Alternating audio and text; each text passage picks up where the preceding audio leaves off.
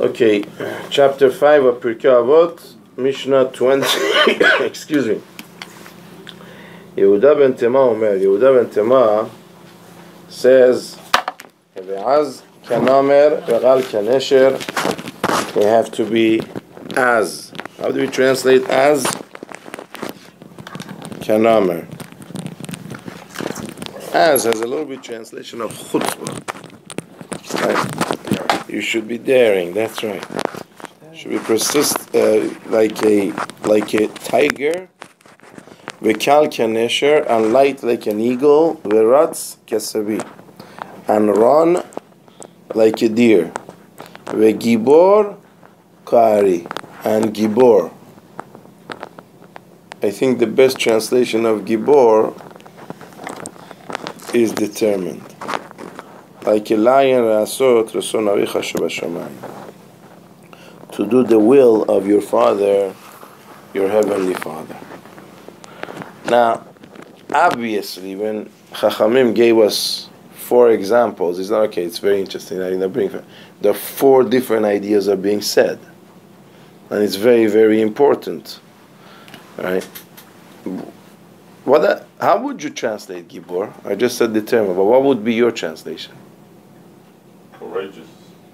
Okay, courageous is good. Strong. Strong. You say strong. Right? What's the difference between a tiger and a lion? Az kanamer. Daring and strong like a tiger.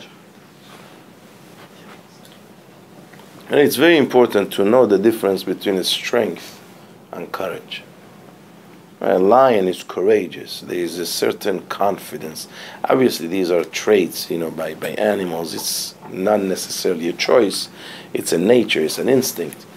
But when you talk physically, a tiger is more ferocious, bigger, and stronger than a lion.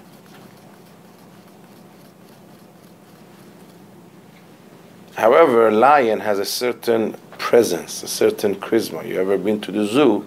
You see lion exudes royalty. It's royal. You see the royalty. I don't know. When people feel lion is the king of the jungle, we usually, as a kid, we understand because it's the strongest. It's not that. Tiger is really ferocious. Tiger is a very scary thing.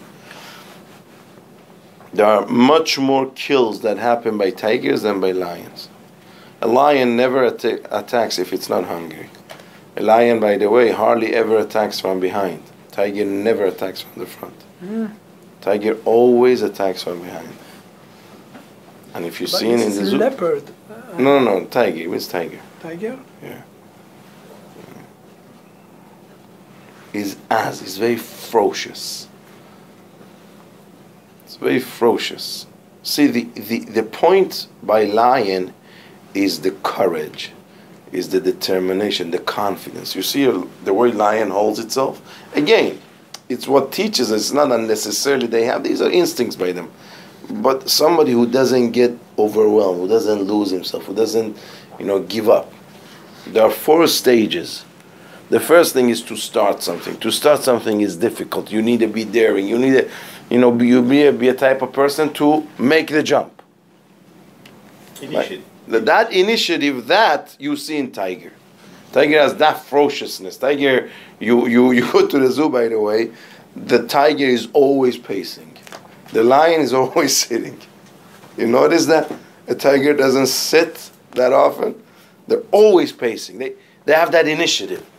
That's the first step you need. In order to do everything, the first step is to take that initiative.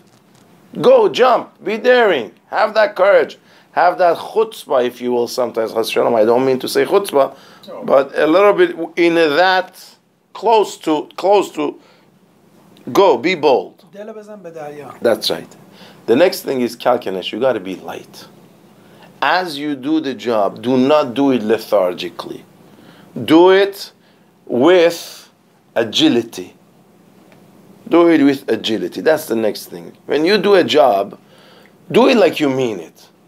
Don't do it, It's like I tell my children, go clean your room. So sometimes they go clean, and sometimes you see they come, they go pick up one paper and they go put it back. You know, it's a job that should take 5 minutes, will take an hour and a half.